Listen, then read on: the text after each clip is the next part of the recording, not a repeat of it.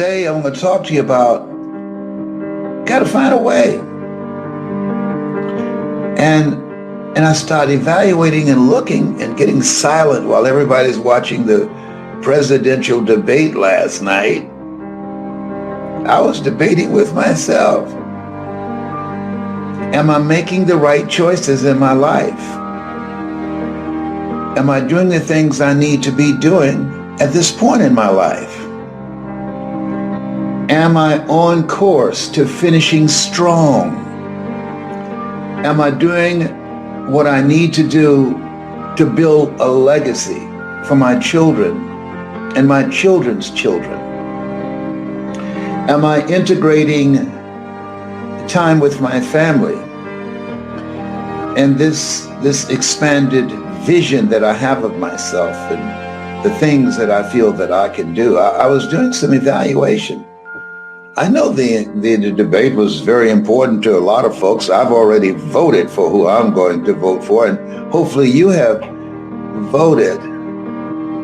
But I was taking time for me. And you know what I realized?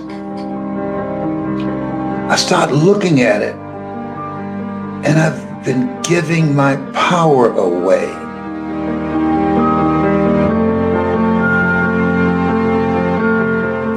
I got in the habit of doing that. And I decided to take my power back in different areas of my life. Remember when Paul said, the things I should do, I don't do. And the things I shouldn't do, I do. I sit and think and meditate and marinate myself in words of wisdom. And there are some things that I know I should do, like keeping a social distance from the refrigerator.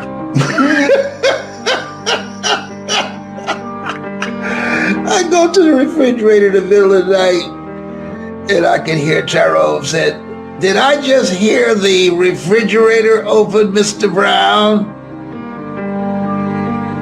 Tyrone, you're supposed to be asleep. For those of you that don't know Tyrone, Tyrone is a squirrel. And we're bilingual. He understands me and I understand him. I'm just looking. I'm not doing anything serious. I might just drink a part of a smoothie that I fixed and had some left over. I'm not eating anything. Okay, that looks like a fat boy move to me. There you go. There you go. Come on, man. Anyhow, I started thinking. I've gotten the habit of giving my power away to a lot of things. And when you give your power away to a lot of things, and power shows up in terms of energy, when you find yourself giving energy to other people's problems, and then when you need some, and you're going to need some, you feel so exhausted you don't have anything for yourself. I want you to like this page and share it. Like it and share it, because this is a download. And so I quote Ian Levon San a lot. She said, "Give to yourself until your cup runneth over, and then give to others from the overflow." Give to yourself until your cup runneth over, and then give to others from your overflow. I want to talk to you about, and I want you to think about your goals and dreams, and think about where your life might be. You might be facing foreclosure or eviction, or lost your job, or just indecisive about what life has done to you and what direction you want to take your life in, or the relationships that are just toxic. I was talking to a friend the other day, and she hadn't been long with this guy that she'd been with, and they got married. And I'm sure she saw some signs that this is not a good thing, and they had a dispute. And one of the things I said, don't marry anybody, until you've had an ugly argument so you can find out who they really are. Because anybody can be a pretender. And he showed himself. As my mama said, he showed his behind. And fortunately, he wanted to get violent. And thank God she's the kind of woman that say, hey, you ain't got to do this a second time. First time, shame on you. Second time, shame on me. Okay? Maya Angelou said, if it walk like a duck, look like a duck, and quack like a duck, it's a duck. She said, you know what? It's not going to work. You got to go, oh, baby, I'm so sorry. I just lost it. I understand. This is not going to work. Gotta go. There's things that we give our power to that can weaken us. If you have a goal, a dream, something you're working on, your business, your professional life, and stuff is going on in your personal life, it can be very distracting. People who have drama going on in their personal life. People who sit up and look at television and waiting for someone to snore, waiting for them to start snoring before they can go and ease in bed. You know too much about that.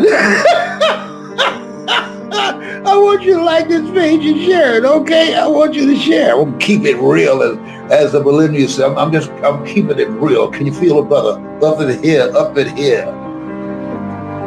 There was a news conference. My mother, she was interviewed when I had my talk show years ago, and a reporter asked her, Mrs. Mamie Brown, how did you know you could raise 7 children by yourself? You never had any children. And she said, I just believed that the Lord would make a way somehow. I want to share with you today what I learned from my mother. I learned a lot of things from her.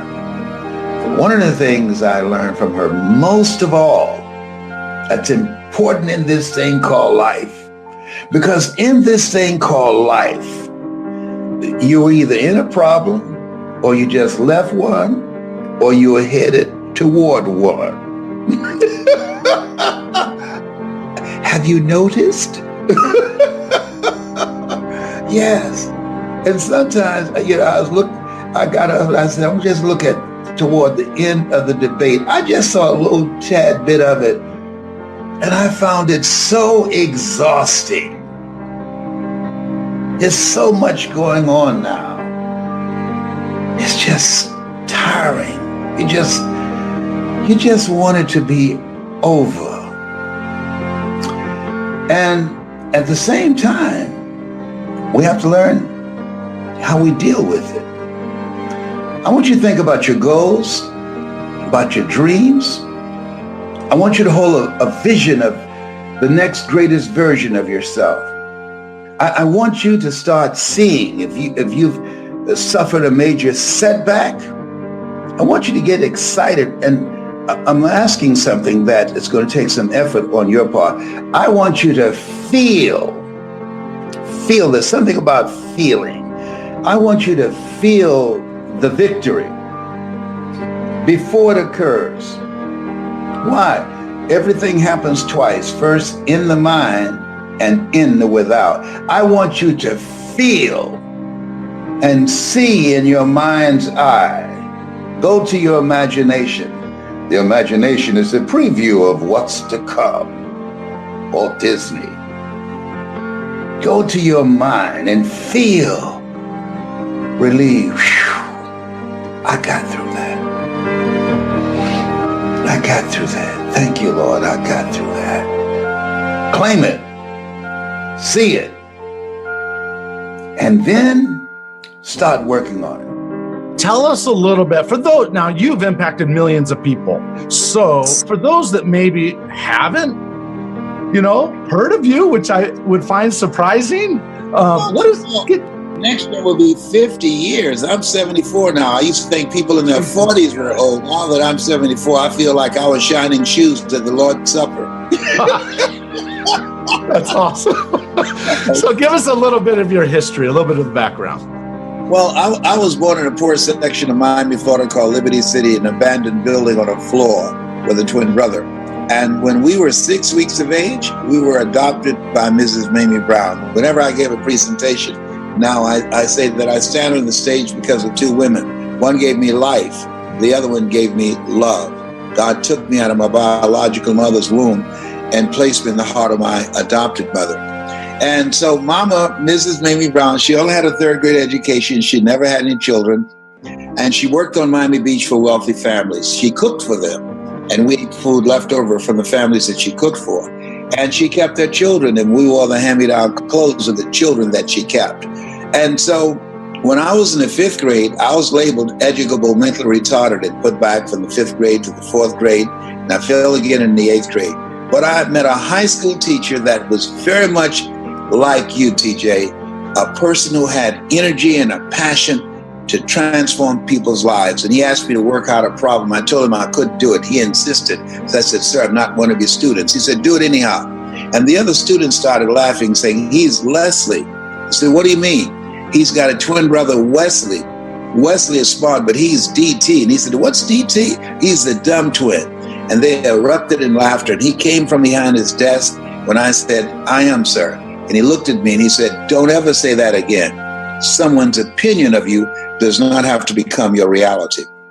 And he interrupted my vision of myself. As you know, TJ, how people live their lives is a result of the story they believe about themselves. Some psychologists call their self-explanatory style. And he interrupted that. And that's what your program does. That if the people who come, they have a story they believe about themselves, and you interrupt that story and expand their vision with your guests, with your knowledge, with your experience, and with your communication style, and dismantle their current belief system and inspire them to make new choices with their lives. So that's why I'm excited and honored to be on your program. Oh, that's really great, because you're right, that explanatory style, we set up blind spots that tell us we can't do this, or we listen to what people say, and we believe in some of those things sometimes, and it's not true, right? Absolutely. Faith comes by hearing and hearing, even if it's a lie. And so what happens and why the work that you're doing is so important, particularly when you consider we live in the greatest country in the world, yet and still, since 1999, suicide rate in the United States has increased over 25%. And I tell you, I still have not gotten over the suicide of Robin Williams and Anthony Bourdain. It has been a very challenging experience. I can't even watch the old movies when they come on of a guy that I admired so very much who took his life. And Anthony Bourdain, I knew him, just a very nice guy. Mm-hmm. But I believe today, and where my life is training messengers of hope. I mean, the speaking industry has been hijacked by people speak to sell. I speak to transform lives. And I believe you transform people's lives. They're going to want to purchase your products, but let that be the primary goal that motivates and inspires you. And so I believe right now, your program, your mindset, your level of consciousness, that this type of message is important. Why? Because it gives people hope. This program gives people hope. When there's hope in the future, it gives you power in the present. People who take their lives, they look at the situation they're dealing with and they feel overwhelmed. They just feel, I can't handle this anymore. Or this pain is just too great. And then they hear a TJ that we all, I believe, have an energy signature. There's some people that when we speak, You're going to hear both of us. But there are certain people, because of your energy signature, TJ, that when you speak, there's something about your voice, something about you, that it will trigger something in them, that they will hear you not just in their ears, but in their heart and in their spirit. And as a result of them hearing you, their lives will never be the same again. So my goal is to multiply and create thousands of messages of hope and helping people to begin to be exposed to these voices so that we can begin to bring in a new world order. Oh, that's really great. How would you respond when someone's back is up against the wall? They're facing failure time and time again. Let me just share a little quick story. Years ago, I worked with Tony Robbins. In 1999, I was working with Tony Robbins. I thought, model one of the best. It was either you, Stephen Covey, or it was Tony Robbins. And at the time, Mike, I had a little connection into Tony Robbins. So I went with Tony Robbins. Yes. And I got so pumped after a year of working there, I gave over 240 presentations. What a great training opportunity as I traveled the country and just was able to present so many times. And finally, he said on stage, talking about living your dreams, he said, "When would now be a good time?" He told the 5,000 people audience. And I remember I nudged my wife and I said, that's my calling, man. I'm making an excuse for myself. It's time for me to go live my dream. Anyway, long story short, I left the Tony Robbins organization. I called my parents. I said, "Mom, Dad, can we and the kids stay at your home for just a couple months as I do my first seminar?" Our home was actually rented out at the time because we were traveling so much, so I couldn't go there. And Mom and Dad said, absolutely. Well, those 2 months turned into 5 years in the basement of their house. And I thought, oh my gosh. And in my darkest moment, my wife says, "You should go get a job." I said, "But I hear Les Brown in me, right? My calling is to do this. There's got to be a way. I can't just give up on the 10-yard line or whatever." And she said, "Well, what are you going to do?" And I said, "Honey, I'm going to go write a book." And she said, "You're going to do what? Have you even read a book?" Anyway, I said, "I'm going to go write a book." And we had a car repossessed, so we ended up with one card. And I decided I can't write where the kids are, so I drove down to the grocery store parking lot and I started to type. And 2 months later, "If You Think You Can" was written. And I'm telling you, it was published about 3 months later. And from then, my world in 2005 turned overnight. That book became an international bestseller back in 2005. And we just came out with the 15th version. It's coming out next week. And so it's just unbelievable. As I have always told audiences, believe in yourself, believe in your dreams, figure out the right strategy, but never give up. I don't know, how do you counsel people to respond to those kinds of challenges without giving up? Well, first of all, we always have a choice. There's something in us, TJ, as you know, that's greater than anything that we face, even though we have no evidence to point to prove it. Like as I'm speaking to you now, That's right. I had to prepare myself mentally because I'm in pain as I speak to you. Cancer has eaten 40% of my T1 vertebrae and metastasized to the T2, to T3, and to the C7. And I just spoke to an audience this morning, and I said, a doctor looked at me and he said 3 words that no one ever wants to hear. He said, "You have cancer." And the audience got quiet. And I said, "Sir, can you give me a second opinion?" He said, "Yes, and you're ugly too." That's good. I said, "No, he didn't." I said, I got issues. Here's the thing.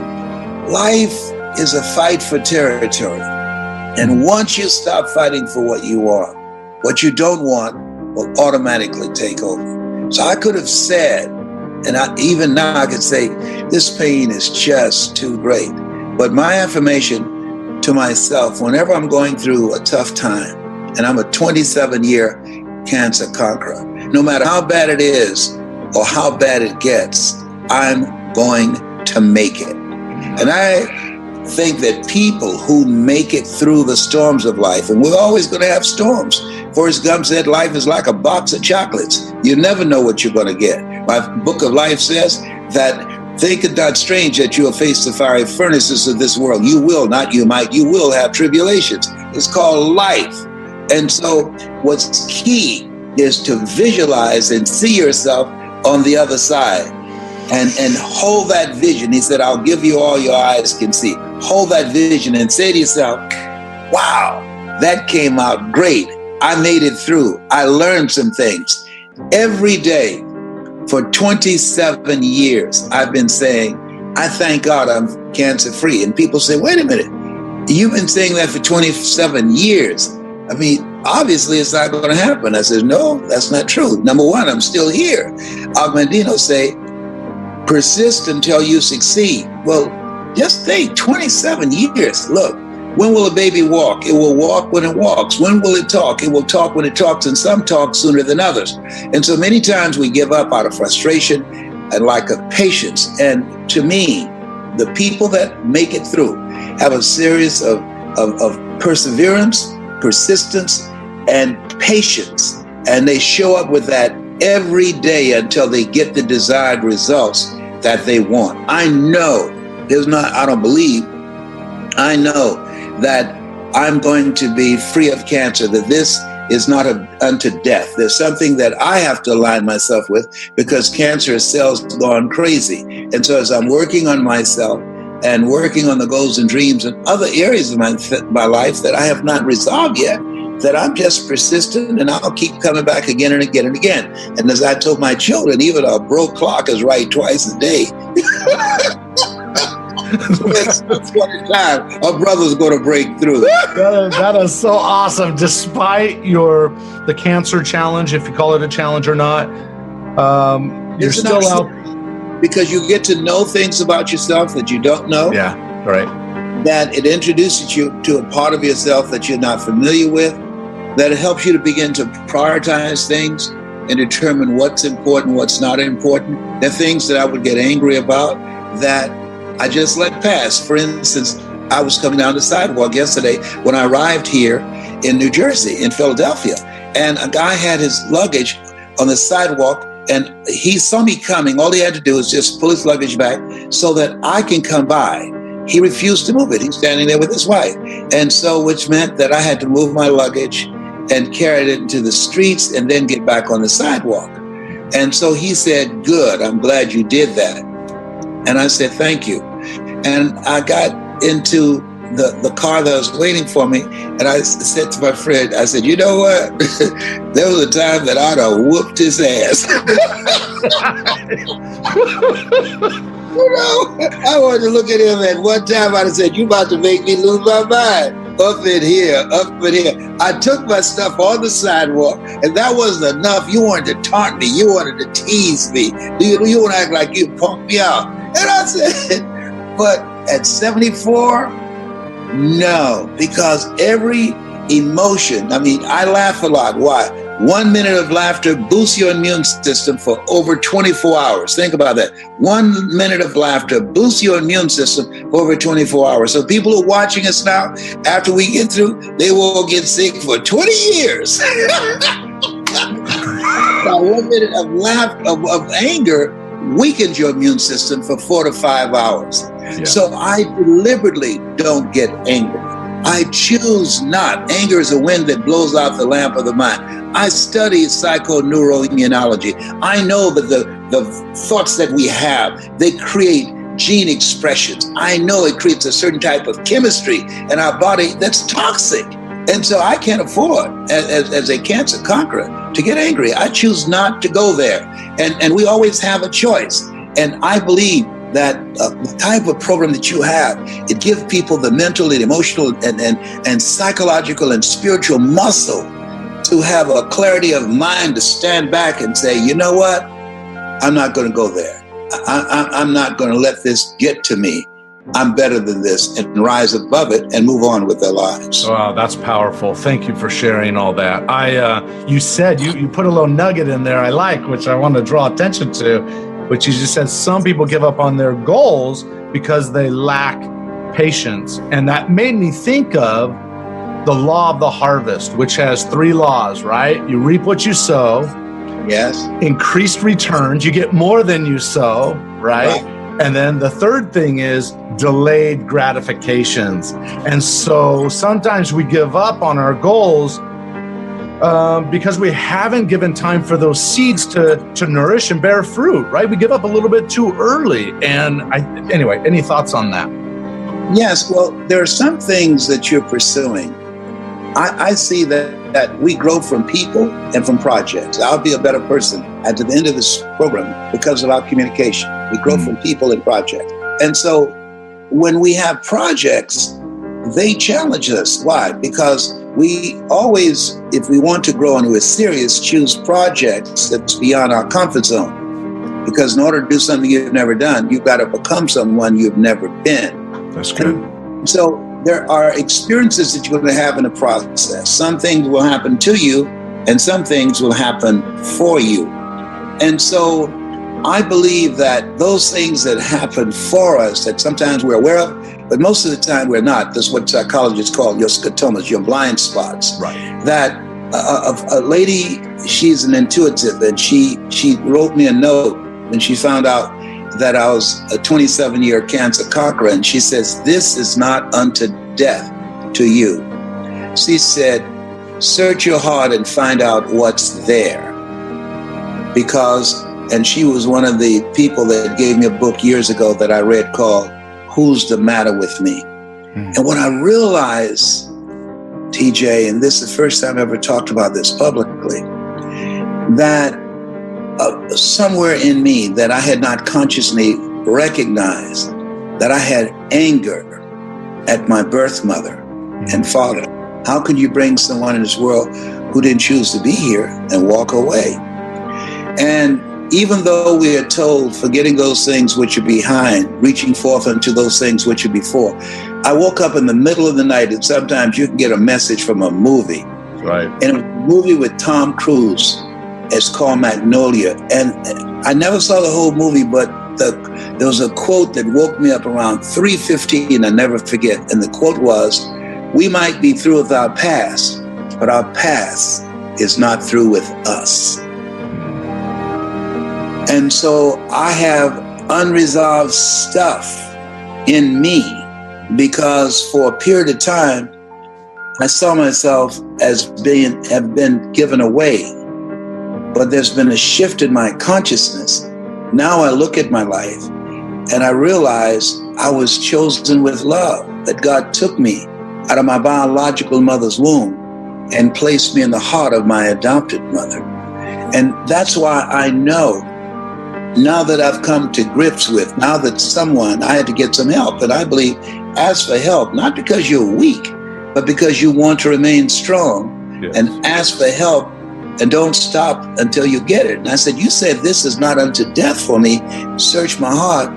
And I said, "Can you help me go there?" And she did, because sometimes somebody can take you to a place within yourself that you can't go by yourself.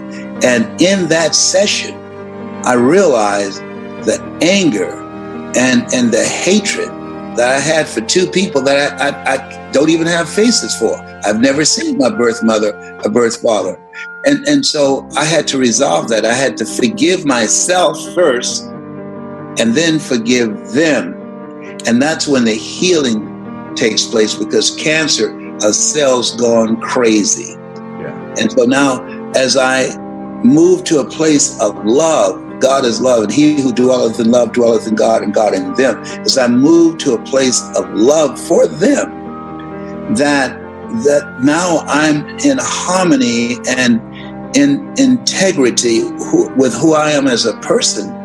And I have forgiven myself, I've forgiven them, and I'm living this mission of making the world a better place than how I found it, of being a source of light and hope and inspiration for people. And you're doing an awesome job. There is no long-term benefit for being a grudge holder, holding resentment toward people. I always tell people say, "Well, do things bug you?" Well, things bug me, but listen, Yeah. I don't live there. And I always tell people, I let things roll off my back. You can criticize me all day long, and you know what? I'm not going to internalize that. Yes. right? Because I know who I am and I'm thankful for who I am. Anyway. Yes. And that is real, because the stuff we take on is, they said, hating someone is like drinking poison and say, okay, now you're going to die. No, it's not going to happen like that. Yes, no. We all need coaching on how to let some things go. One of the things that I teach is let go or be dragged. That there are certain things that you know that you need to let go of. Otherwise, it's going to compromise your power and it's going to drag you down. And it takes time to do that. It does. It does. So in your book, I remember this story. Yes. Such a great book. Anyway, you walked in, I think it was to a junior high or an elementary school, and you said, "There's greatness in this room. If you're here, would you please stand?" Yes. And you had to say it over and over. And then Yes. one young person, didn't they stand up and they said, "Here I am." Here I am. And that young man, I'm working with him today. Oh, you're kidding. No, he's been with me since that time. He is an attorney, and he also worked with youth. We go to prisons and juvenile detention centers together. Yes, and he's truly manifesting his greatness. And I'm proud to say I'm one of his mentees, because it's a seesaw relationship. At first, I started out being his mentor, but he has incredible skills with the millennials and with technology that I don't have. Oh. And so he's teaching me how to connect with them and how to use technology to further the work that I have, that I'm doing, and to create non-performance income. So this thing called life, I believe that you're never too old to learn and you're never too young to teach. And he's teaching me, and I'm proud of it. That's awesome. All right. I don't know. What would you say to anyone? Do you have any, let's say, steps or just some nuggets that you can share if there's someone out there that's listening, that's trying to achieve a goal? What are some of your steps to achieving goals? Well, if we look at where we are today, because things have changed dramatically from when you read Live Your Dreams in 1992. I've just completed my new book called You Gotta Be Hungry. Oh, awesome. Yes, you gotta be hungry, unleash your greatness. And so when you said that today, I just cracked up. I said, oh my God, that means I'm on the right path. So the key to it today is the kind of platform that you've established, mindset transformation. Mm-hmm. As a man thinketh, so is he. As he continues to think, so he remains. Dr. Carter G. Woodson said, if you can determine what a man shall think, you never have to concern yourself with what he will do. He said that if you can make a man feel inferior, you never have to compel him to seek an inferior status, for he will seek it himself. And if you can make a man feel justly an outcast, you never have to order him to go to the back door. You go without being told. And if there's no door, his very nature will demand one. And so mindset transformation, it's an ongoing process. The next thing that's very important is to upgrade your skill set. And that this is the era of the 3 C's: accelerated change, overwhelming complexity, and tremendous competition. So you want to find at least 3 areas that you master, that you do that extremely well. I train speakers how to tell their story. And so I can teach them how to become a global voice. And in addition to speaking and training speakers, I also know how to tell a story. I know how to present with power. I know how to speak with my power voice. I've got a training coming up in December called Discover Your Power Voice and Master Your Cash Flow. So by my speaking and my training speakers, and the next thing that I'm able to do, I can sell a product. I can sell a concept. I used to be a salesperson for Sears. And so through my skills as a speaker, as a trainer of speakers, and as a person who can sell presentation power to make a point, to bring out the best in people, or to sell a product, those are 3 areas that allows me to control my personal economy. So the average person, if they are serious about learning how to control their destiny and controlling their own personal economy, they have to be engaged in continuous, ongoing processes to upgrade their knowledge and their skills. Knowledge is the new currency. We're going toward a time that's called the end of work, that because of technology, over 20,000 jobs, according to the Department of Labor, being lost every day. So we're going toward a time where the majority of jobs will be done by artificial intelligence or robots, and that's not too far away. So the key is that as you look at yourself, look at your goals and dreams, work on your mindset continuously, which will give you the courage and the mental resiliency to weather the stormy times that we're going to go through in life invariably. Continuously expand your skill set. Robert Schuller said, you either expand or you are expendable. Right. And create a community of collaborative, achievement-driven, supportive relationships. By doing that, collaborative, achievement-driven, supportive relationships, whatever goals that you have, you can reach a minimum of 87% of those goals by transforming your mindset, increasing your skill set, and having a team of collaborative, achievement-driven, supportive relationships. Wow, that's really good. That's really good. So you're spending most of your time, is that what I'm hearing you say? You're teaching other people how to grow their platforms? I train people who are serious. I don't work with everybody. I'm 74, so with the time that I have left, I want to work with people that are hungry. Hungry? Yes. Do you still eat sweet potato pie? I can't do it anymore, but I dream about it every night. I want to. I want to get a 6-pack like you. I got a 1-pack now. 5 of my friends covered up. Oh, man, some things hasn't changed, man. I feel like I'm laying in my bed listening to Les Brown when I was a teenager right now. Oh, my goodness. Yes, man. You have... to meet you now. I can't wait for us to meet face to face. What city are you in? I'm out of Seattle, and so okay, excellent. Welcome to the United States. So I look forward to coming there. Are you going to be up here soon? No, I haven't. I've been on the schedule for years. It's been over 20 years since I've been to Seattle. Oh, has it really? Well, I'll have to fly out to you somewhere. How about that? I want us to share the stage together. I'd like to see you before the audience. Are you being serious? I'm being serious. Why not?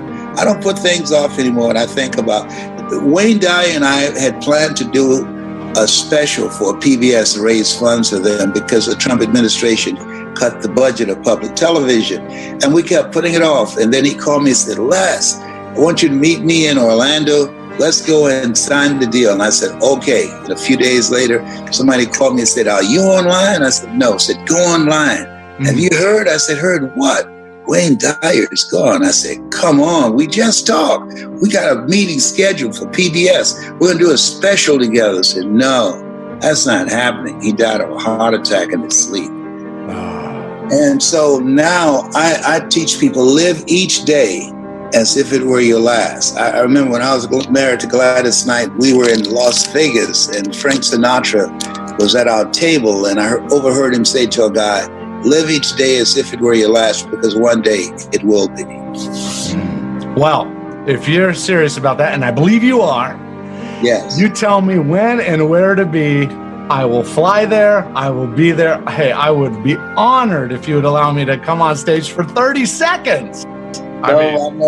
We're going to do it. I tell you what, I'm going to schedule an event in LA, so I'm going to have you on there. So we'll make it happen. All right, let's do that. Hey, listen, Les, there's so much more we could talk about. I just want you to know that I'm privileged to know you. I feel like over the years, you were part of my core in terms of personal development and growing. You gave me hope. And I think part of that hope came, truthfully, is I was held back in the first grade. By the fourth grade, I realized I couldn't read very well, and they would take me out of social studies class, and they would take me upstairs to this other room with 3 other students, and I sat in extra small tables, extra small chairs, and they would have me read cartoon books and then take a comprehension test at the end. So I locked on the belief that I'm not a reader. Maybe some people are born to read and some people aren't. And I watched my older brother who read all the time. And then I didn't read until I was a junior in high school, and it was around that time that I came across you. And I remember listening to that old speech you gave, which was awesome. I have the whole speech written in a journal, by the way, but you said in there that the average American reads one book a year. And I remember hearing that and thinking, no, as Jim Rohn said, all leaders are readers. And I think you actually said that once too. Yes, right. And yes, one book a year, and stood in there and said that if you discipline yourself to read one book a month, in 5 years, when the average American read 5 books and you'd have read 60 books, that will make you an expert. Wow. Wow, what a great reminder for people. Yes, absolutely. Knowledge is the new currency, and your ability to present and relationship capital. Quality people. I teach OQP. Only quality people.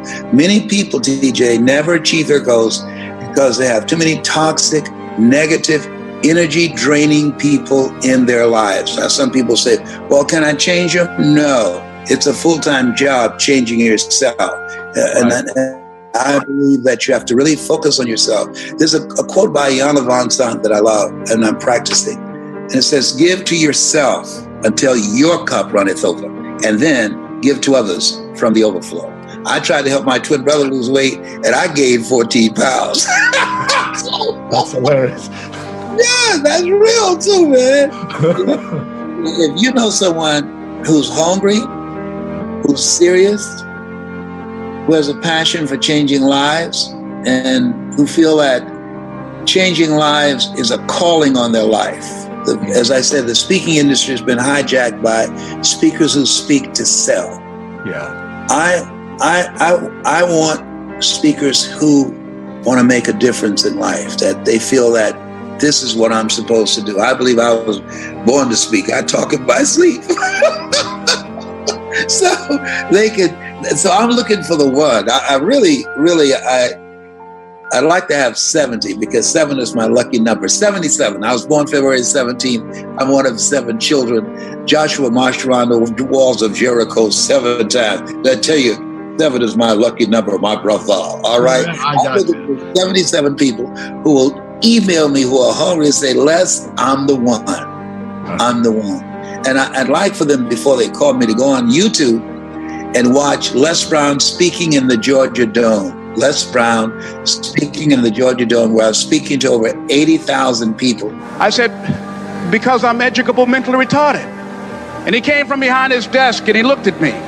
He said, don't ever say that again. Someone's opinion of you does not have to become your reality.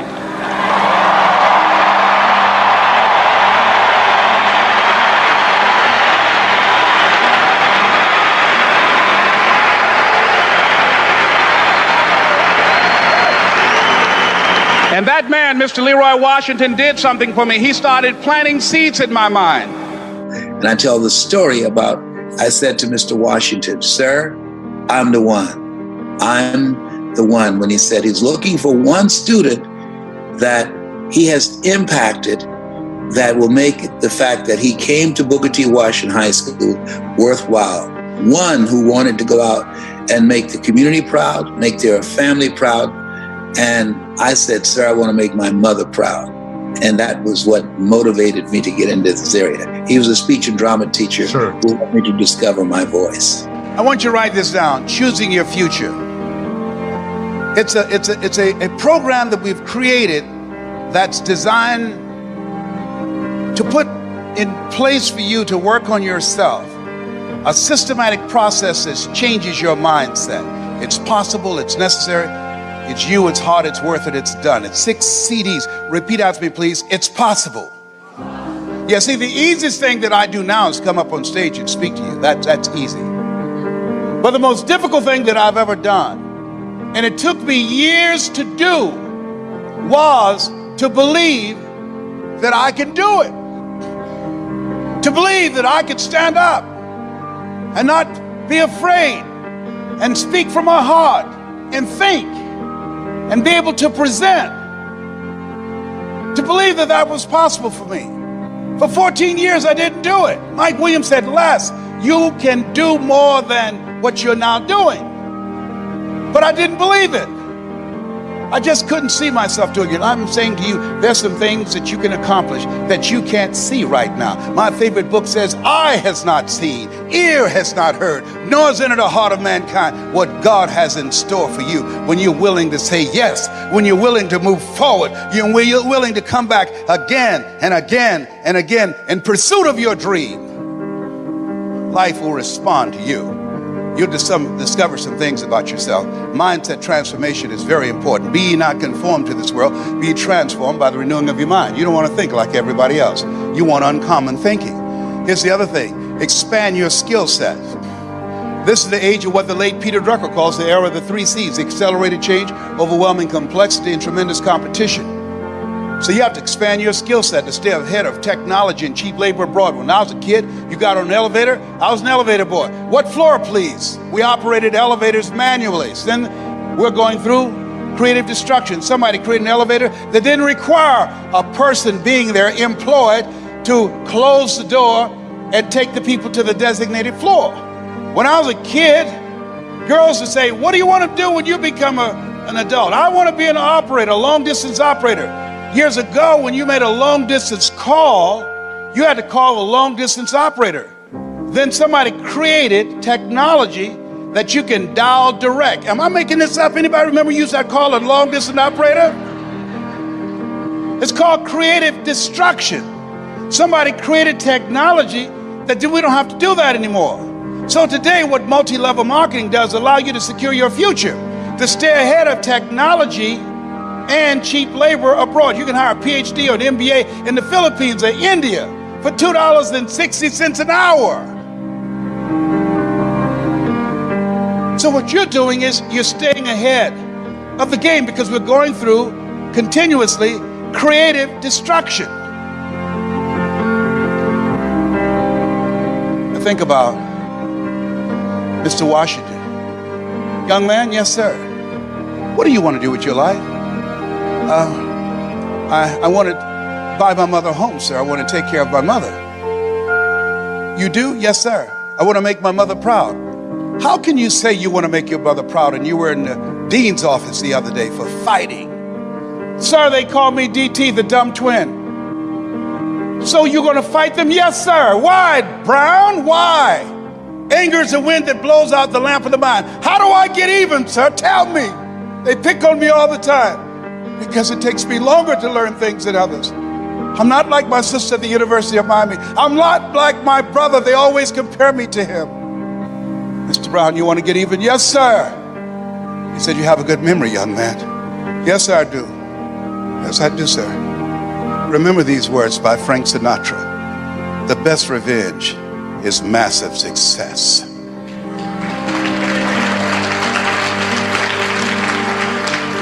Become massively successful. That's how you become even.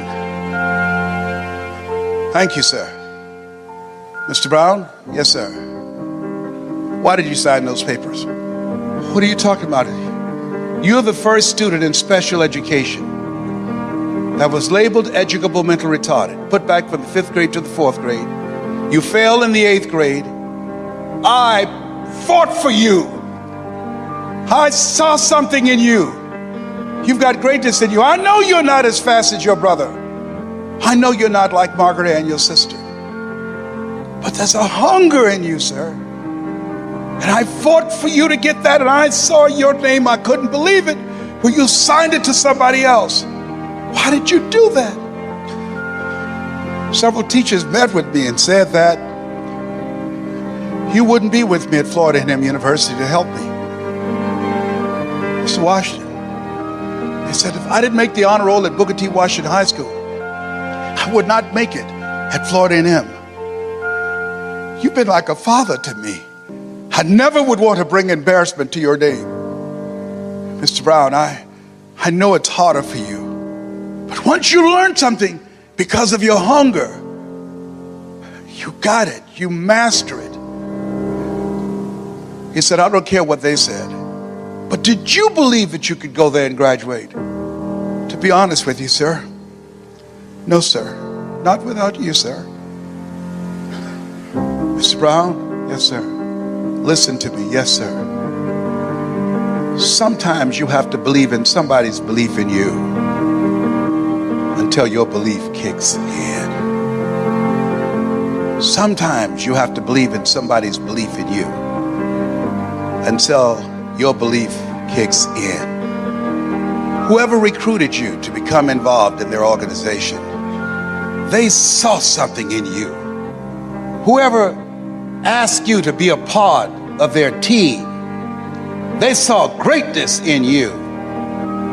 See, you need people in your life who can see things that you can't see. You want to find whoever got you in the business and say to them, thank you. I told Robert Boyd, who recruited me for Best Line Products, thank you, Bob. I don't know what you saw, but I'm not going to disappoint you. You find whoever recruited you, because you are looking for eagles in this business. You're not looking for people who need more. You're looking for people who want more.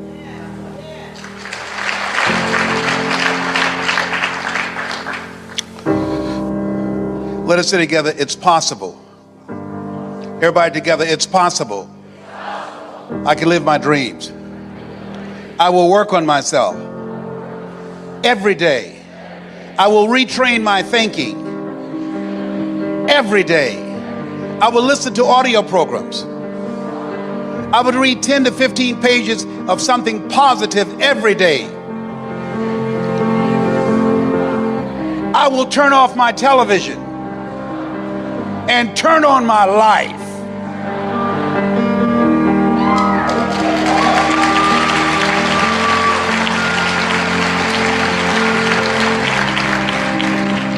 Let us say together, it's necessary to detoxify your life.